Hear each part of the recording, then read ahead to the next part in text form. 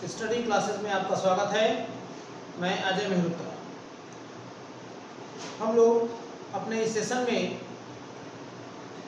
कक्षा 12 के एनसीईआरटी पर आधारित फिजिक्स में इलेक्ट्रिक पोटेंशियल यानी वैद्युत विभव की चर्चा कर रहे हैं। और वैद्युत विभव के पिछले लेक्चर में आपको समविभव पृष्ठ बताया गया। विद्युत द्विध्रुव के कारण विद्युत विभव का सूत्र अक्षीय स्थित और निरक्षीय स्थित दोनों स्थितियों में प्राप्त किया गया। इसी क्रम में आज हमको स्थिर वैद्युत स्थितिज ऊर्जा की चर्चा करनी है। स्थिर वैद्युत स्थितिज ऊर्जा क्या है, इसकी चर्चा करनी है। इसके साथ साथ एक समान बाह्य वैद्युत क्षेत्र में विद्युत द्विध्रुव को घुमाने में किए गए कार्य का सूत्र भी प्राप्त करना है। विभव प्रवणता यानी वैद्युत क्षेत्र की तीव्रता और विभव प्रवणता में संबंध के सूत्र की भी स्थापना करनी है। और ये तीनों टॉपिक महत्वपूर्ण हो सकते हैं परीक्षा के दृष्टिकोण से भी, न्यूमेरिकल के लिए भी ये महत्वपूर्ण टॉपिक हैं। तो इनकी चर्चा हम करेंगे आज। और स्टडी क्लासेस पर आप बने रहिए ताकि आपको पूरा कंटेंट इस पर जो अवेलेबल कराया जाएगा उसका आप बेहतर लाभ ले पाएं। तो शुरू करते हैं स्थिर वैद्युत स्थितिज ऊर्जा।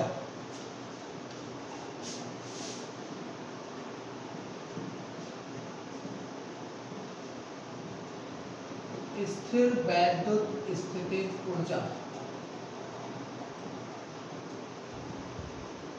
स्थिर वैद्युत स्थितिज ऊर्जा क्या है? Electrostatic potential energy.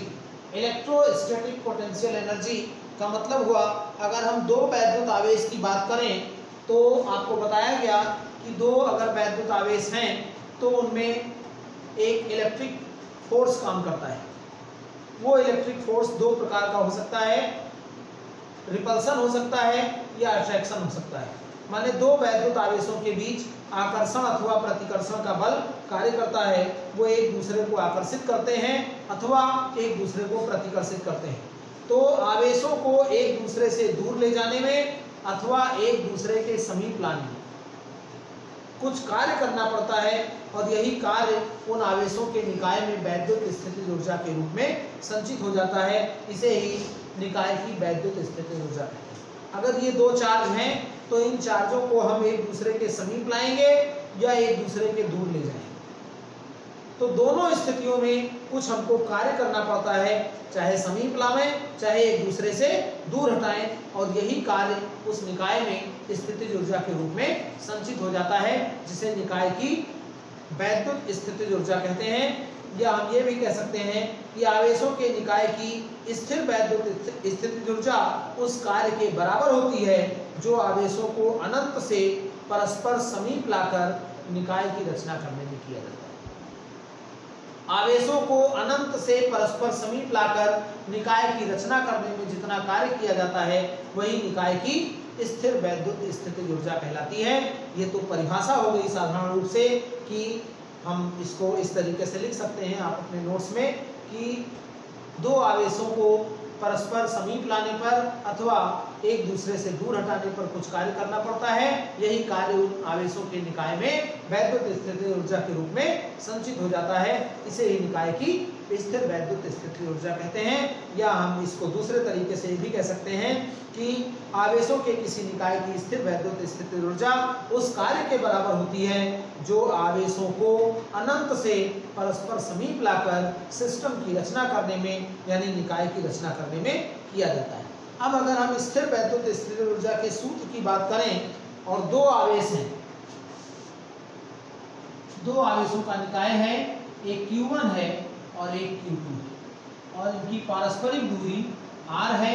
ये एक दूसरे से r दूरी पर A और B पर स्थित है। तो अगर A और B पर दो बिंदु आवेश स्थित हैं यानी एक आवेशों का निकाय है AB जिसके आवेश Q1 और Q2 हैं, या हम ये कह सकते हैं कि दो धन आवेशों प्लस Q1 और प्लस Q2 से मिलकर एक निकाय की रचना होती है जिस निकाय को हमने AB कहा है और इनकी पारस्परिक दूरी r है, ये वायु में स्थित है।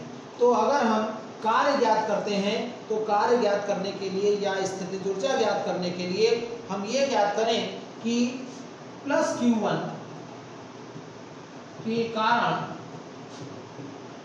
बिंदु B पर विद्युत विभव, तो विद्युत विभव का कल सूत्र बताया गया, इसके पहले वाले लेक्चर में आपने देखा है 1/4 पाई एप्सिलॉन 0 Q/R। तो यहाँ Q1 के कारण निकाल रहे हैं तो Q1/R है। ये इसके पहले वाले लेक्चर में formula of electric potential due to electric charge यानी वैद्युत आवेश के कारण वैद्युत विभव के सूत्र की गणना की गई है। तो उस सूत्र के अनुसार भी बराबर 1/4 पाई एप्सिलॉन 0 Q1/R। अब अगर हम कार्य की गणना करनी है, वो स्थितिज ऊर्जा की गणना करनी है, तो उसके लिए हम Q2 को B पर न मानकर Q2 को अनंत पर मान लें। Q2 यदि Q2 अनंत पर स्थित है, अनंत पर है, तो Q2 को अनंत से B तक लाने में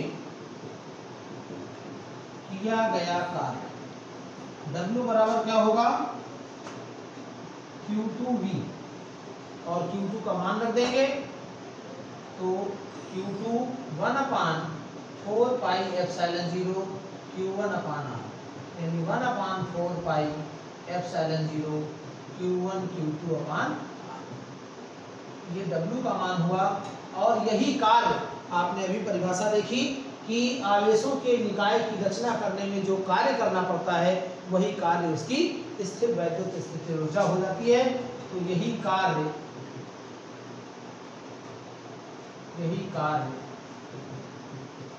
निकाय की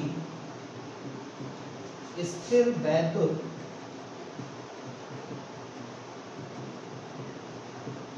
स्थितिज ऊर्जा, यानी U बराबर क्या हो जाएगा W 1/4 pi epsilon 0 Q1 Q2/R। तो यहाँ से हम U का मान ज्ञात कर सकते हैं। ये ध्यान रखने वाली बात है कि U का मान जो हुई हम Q1 Q2 का जो भी मान रखेंगे वो चिन्ह सहित मान रखना है। अगर दोनों धन आवेश हैं तो वैद्युत स्थितिज ऊर्जा धनात्मक होगी, दोनों ऋण आवेश हैं तो वैद्युत स्थितिज ऊर्जा तभी धनात्मक होगी, लेकिन एक धन और एक ऋण है तो वैद्युत स्थितिज ऊर्जा का मान माइनस में आएगा। ये ध्यान देने वाली बात है। यानी कहने का मतलब ये हुआ कि U का मान जो हम ज्ञात करेंगे तो इसमें जो Q1 और Q2 का मान रखेंगे वो चिन्ह सहित रखेंगे। तो ये बात हुई किसी निकाय की स्थितिज ऊर्जा की। अब यहाँ पर अगर कई आवेशों का निकाय है, हम मान लें कि एक त्रिभुज है A, B और C। यहाँ पर Q1 है, यहाँ माइनस Q2 है और यहाँ माइनस Q2। तो निकाय की जो स्थितिज ऊर्जा होगी, निकाय की स्थितिज ऊर्जा या वैद्युत स्थितिज ऊर्जा, वैद्युत स्थितिज ऊर्जा U बराबर क्या होगा UAB धन UBC धन UC। क्यों इतना हुआ? क्योंकि यहाँ तीन निकाय हैं, AB, BC और CA से मिलकर त्रिभुज ABC की रचना होगी, इसलिए UAB धन UBC धन UCA जब हम ये जोड़ देंगे तभी हमको ये निकाय की कुल स्थितिज ऊर्जा प्राप्त हो पाएगी। तो UAB माने 1/4 पाई एप्सिलॉन 0 Q1 Q2/R। अब R क्या है? R माने त्रिभुज की भुजा। तो R न लिख के हम इसको क्या लिखेंगे? AB लिखेंगे। A और B के बीच की दूरी, Q1 Q2 के बीच की दूरी। क्योंकि Q2 माइनस में है तो यहाँ पर ये ऊर्जा माइनस हो जाएगी। इसी प्रकार से UBC की बात करें तो 1/4 पाई एप्सिलॉन 0 Q2 Q3 और बटा BC हो जाएगा। क्योंकि दोनों माइनस हैं इसलिए ये गुणा होकर प्लस हो जाएगा। और फिर UCA की बात करें तो 1/4 पाई एप्सिलॉन 0 Q1 Q3 बटा CA। और यहाँ पर एक ही माइनस में है, इसलिए ये चिन्ह भी माइनस हो जाएगा।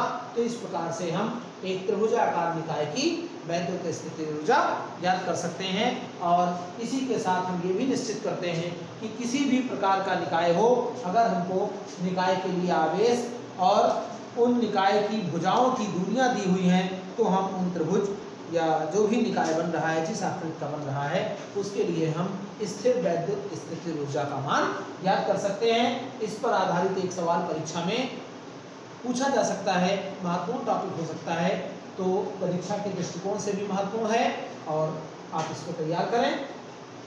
इसी क्रम में आगे बढ़ेंगे। विभव प्रवणता की बात करनी है। विभव प्रवणता क्या होती है? तो विभव प्रवणता क्या है?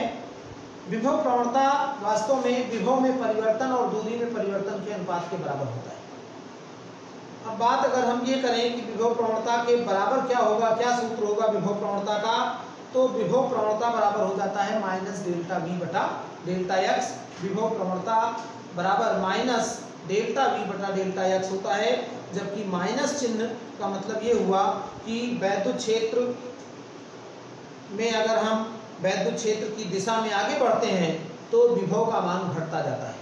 ऋण चिन्ह यह प्रदर्शित करता है कि वैद्युत क्षेत्र की दिशा में आगे बढ़ने पर जो वैद्युत विभव है, इलेक्ट्रिक पोटेंशियल है, उसका मान घटता रहता है। इसलिए विभव प्रवणता का मान ऋणात्मक होता है, यानी विभव प्रवणता को हम लिख सकते हैं विभव प्रवणता बराबर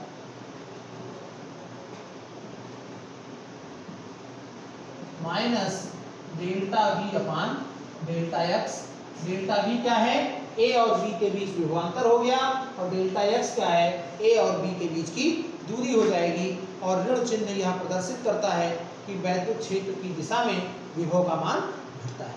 यहाँ पर इसका अगर हम मात्रक देखें तो वोल्ट प्रति मीटर हो जाता है।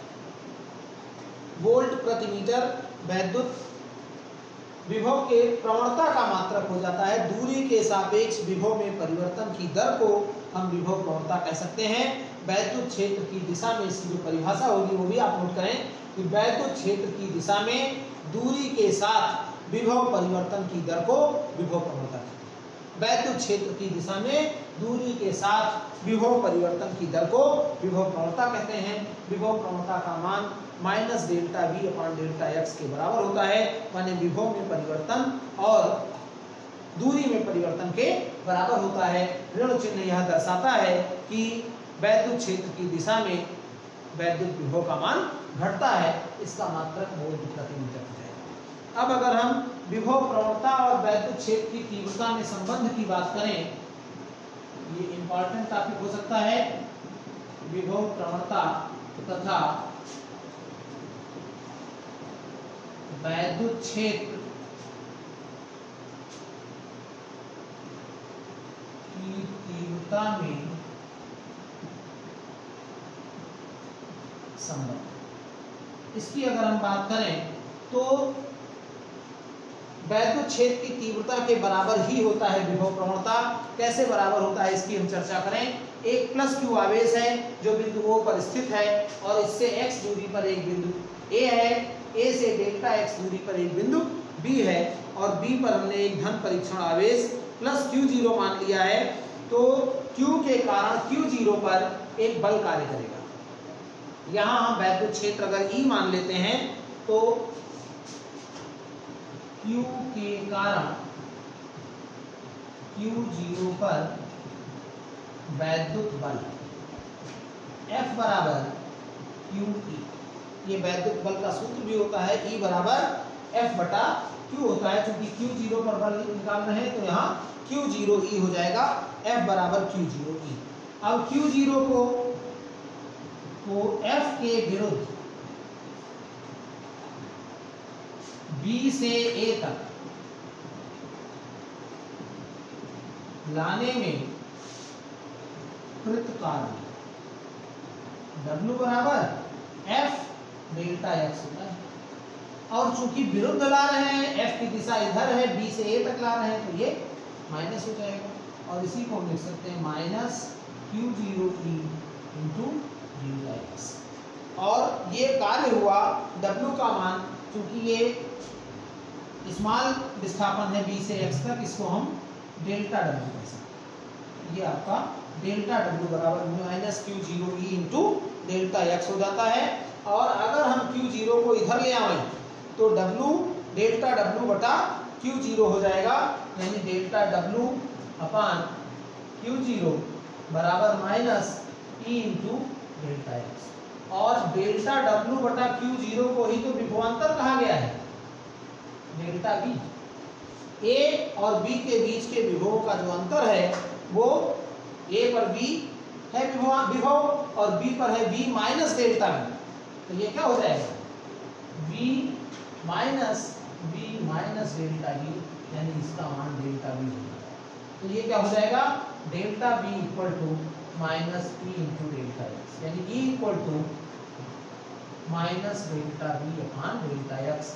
वैद्युत क्षेत्र की तीव्रता विभव प्रवणता के बराबर होती है और विभव प्रवणता का मान ऋणात्मक होता है।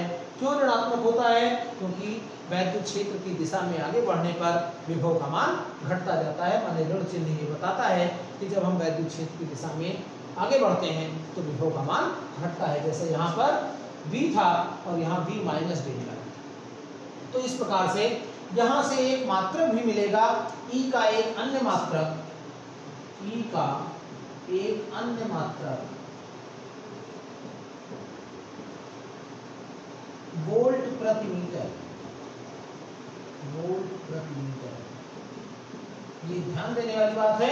अभी तक हम जूल प्रति कूलाम पढ़ते थे, V का मात्रक, E का मात्रक वैद्युत क्षेत्र की तीव्रता का, लेकिन यहाँ से एक बात और स्पष्ट हो गई कि E का एक और मात्रक वोल्ट प्रति मीटर भी होगा। तो ये बात हुई वैद्युत क्षेत्र की तीव्रता और विभव प्रवणता में संबंध। बहुत महत्वपूर्ण टॉपिक ये भी हो सकता है, परीक्षा में प्रूफ करने के लिए हो सकता है, और बस यही लिखना है आपको परीक्षा में भी। यहाँ पर थोड़ी सी भाषा जो हमने बताई थी वो आप लिख देंगे, तो इस प्रकार से आपका ये प्रूफ कंप्लीट हो जाता है। अगला जो हमारा टॉपिक है, एक समान बाह्य वैद्युत क्षेत्र में वैद्युत द्विध्रुव को घुमाने में किया गया कार्य।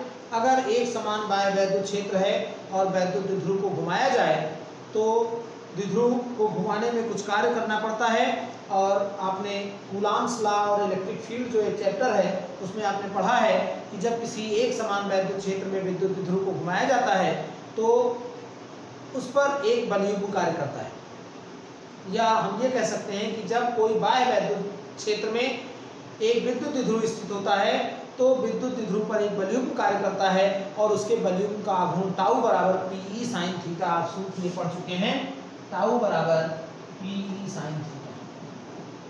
तो जो बलयुग्म है, बलयुग्म का काम क्या है, बलयुग्म घुमाने की प्रवृत्ति रखता है। बलयुग्म वही काम करता है जहाँ घुमाने की बात होती है, इस तरीके से वो घुमाने की प्रवृत्ति रखता है।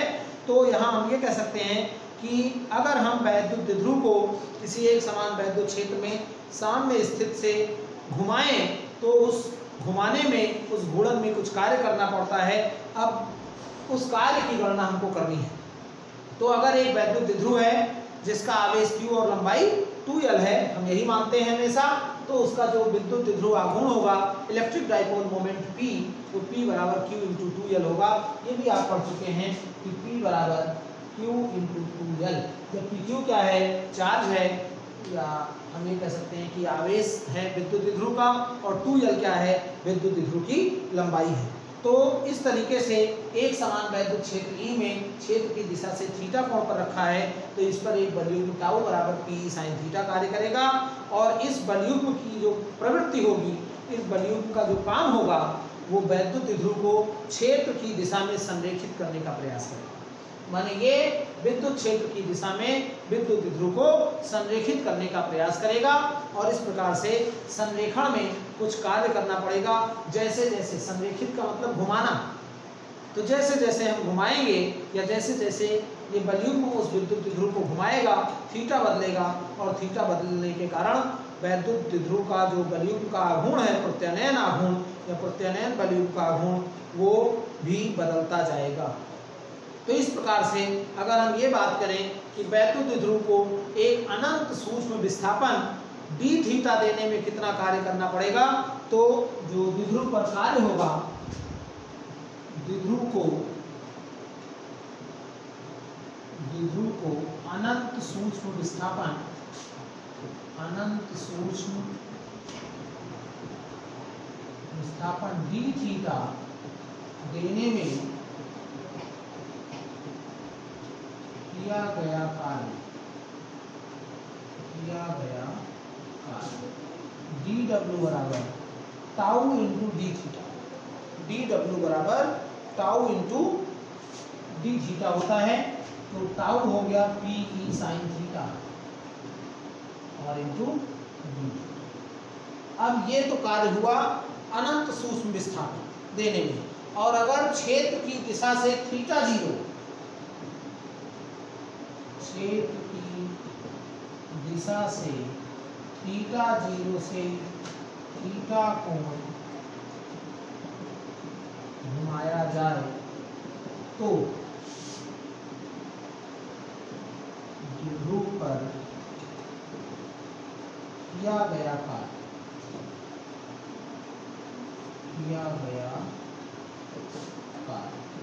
W हो जाएगा तब, और थीटा जीरो से थीटा तक हम dw का इंटीग्रल करेंगे, यानी dw का इंटीग्रल करेंगे तो हमको ये W प्राप्त हो जाएगा।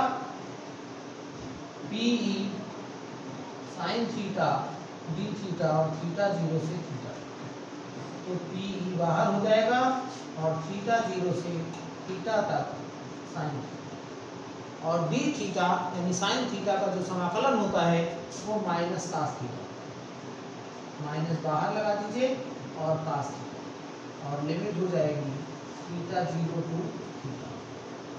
तो हमारे पास माइनस PE और ये हो गया cos theta minus cos theta, upper limit minus lower limit, ऊपर वाला मान माइनस नीचे वाला, और ये माइनस अगर हम भीतर कर दें तो हमारे पास ये फार्मूला हो जाता है cos theta zero minus cos theta. इस प्रकार से हम यहाँ से किए गए कार्य का मान ज्ञात कर सकते हैं। विद्युत द्विध्रुव को क्षेत्र में घुमाने में किया गया जो कार्य होगा वो इससे प्राप्त हो सकता है। अब यहाँ पर अगर हम साम्य स्थित की बात करें, साम्य स्थित थीटा जीरो बराबर जीरो से थीटा को घुमाने में कार्य, तो जब थीटा जीरो का मान जीरो हो जाएगा तो ये आपका W बराबर होगा PE 1 माइनस कास थीटा, क्योंकि कास जीरो का मान 1 होता है, तो ये W बराबर PE 1 माइनस कास थीटा हो जाता है। अब यहाँ पर विशेष स्थितियों की बात करें तो दो स्थितियां हो सकती हैं मुख्य रूप से, थीटा का मान 90 अंश हो जाए या थीटा 180 अंश हो जाए। क्षेत्र की दिशा से, ये क्षेत्र है और क्षेत्र से थीटा कोण, ये विद्युत क्षेत्र है, ये विद्युत द्विध्रुव थीटा कोण पर घुमा हुआ है तो कार्य इतना। अब अगर 90 अंश घुमा दें तो थीटा का मान 90 हो जाएगा, यानी यहाँ कास 90 हो जाएगा, और कास 90 का मान 0 होता है, तो W बराबर आ जाएगा PE। यानी अगर थीटा का मान, यहाँ दो स्थितियाँ हो सकती हैं, यदि थीटा बराबर 90 तो W बराबर हो जाएगा PE 1 minus cos 90, 1 minus cos 90 माने 0। तो इस तरीके से किया गया कार्य PE हो जाएगा। और अगर 180 अंश घुमा दें, ये वैद्युत क्षेत्र है, ये वैद्युत द्विध्रुव था, और इसको हमने ऐसे कर दिया, वैद्युत क्षेत्र की दिशा के विपरीत हो गया, यानी थीटा का मान 180 अंश हो जाएगा। यदि थीटा बराबर 180 अंश तो W बराबर हो जाएगा PE 1 माइनस माइनस से प्लस 1, यानी 2PE। माइनस क्यों हो गया? क्योंकि कास 180 का मान -1 होता है, तो -1 होने के कारण ये माइनस माइनस से प्लस हो जाएगा, तो हमारे पास जो W का मान है वो 2PE हो जाएगा। तो ये बात हुई वैद्युत द्विध्रुव की, वैद्युत द्विध्रुव को किसी एक समान वैद्युत क्षेत्र में घुमाने में किया गया कार्य। तो इस प्रकार से हम किए गए कार्य की गणना कर सकते हैं और किया गया कार्य निकाल लेंगे तो उनकी ये दोनों स्थितियां हो सकती हैं। ये इलेक्ट्रिक पोटेंशियल का लास्ट टॉपिक होगा, वैद्युत क्षेत्र में वैद्युत द्विध्रुव की स्थितिज ऊर्जा। तो अगर हम वैद्युत क्षेत्र में वैद्युत द्विध्रुव की स्थितिज ऊर्जा की बात करें तो एक विद्युत ध्रुव है, जैसा कि आप विद्युत ध्रुव को जानते हैं कि समान परिमाण के दो विपरीत बिंदु आवेश होते हैं, इसमें ये प्लस क्यू है और ये माइनस क्यू। तो इस प्रकार से हम ये देखें कि एक विद्युत ध्रुव जिसकी लंबाई 2l है और जिसका आवेश q है, ये विद्युत ध्रुव को हम ए भी कह सकते हैं। और ए भी एक वैद्युत क्षेत्र में, वैद्युत क्षेत्र ई में स्थित है। अब अगर हम एक निकाय की रचना करें तो वैद्युत क्षेत्र में किसी वैद्युत स्थितिज ऊर्जा की जो बात होती है, हमने अभी चर्चा की थी कि वैद्युत ध्रुव को अनंत से लाने में, अगर हम वैद्युत क्षेत्र के भीतर वैद्युत ध्रुव को अनंत से लाएं तो जितना कार्य करना पड़ता है वही उसकी वैद्युत ध्रुव की स्थितिज ऊर्जा हो जाएगी। अब वैद्युत ध्रुव को अनंत से लाने का मतलब ये हुआ कि ये जो आवेश है ये जब अनंत से लाए जाएंगे तो जो क्यू आवेश है, प्लस क्यू आवेश है, प्लस क्यू आवेश की तुलना में माइनस क्यू आवेश को 2l दूरी अधिक तय करनी पड़ेगी। जब माइनस क्यू आवेश को 2l दूरी अधिक तय करनी पड़ेगी तो जो किया गया कार्य होगा, नेट कार्य, वो नेट कार्य क्या हो जाएगा, नेट कार्य माने होता है बल गुणित विस्थापन। तो W बराबर हो जाएगा F × 2l और F का मान हो जाएगा QE × 2l और QE × 2l का मान या QE × 2l का मतलब हो गया P × E, Q × 2l और E हो गया माइनस PE, ये मान हो जाता है W का। और इस प्रकार से हमको ये जो किया गया कार्य मिलता है, यही वैद्युत ध्रुव की स्थितिज ऊर्जा हो जाती है वैद्युत क्षेत्र के समांतर। वैद्युत क्षेत्र के समांतर वैद्युत ध्रुव की स्थितिज ऊर्जा QE हो जाएगी, U0 बराबर PE। और इसको हम ये कह सकते हैं कि वैद्युत ध्रुव वैद्युत क्षेत्र के भीतर इस स्थिति में स्थायी संतुलन की अवस्था में स्थित होगा। अब अगर हम आगे बात करें कि वैद्युत ध्रुव को वैद्युत क्षेत्र में थीटा कोण से घुमाएं तो किया गया कार्य का मान भी प्राप्त किया गया था। इसके पहले वाला फार्मूला PE 1 - cos थीटा।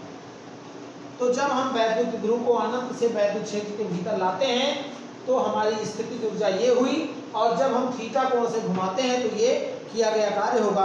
इस प्रकार से थीटा स्थिति में वैद्युत स्थितिज ऊर्जा का मान क्या हो जाएगा, U थीटा माने W + UG। तो W PE और 1 - cos थीटा और माइनस P। तो जब हम इसको जोड़ेंगे PE कॉमन हो जाएगा 1 - cos थीटा और -1, यानी माइनस PE cos।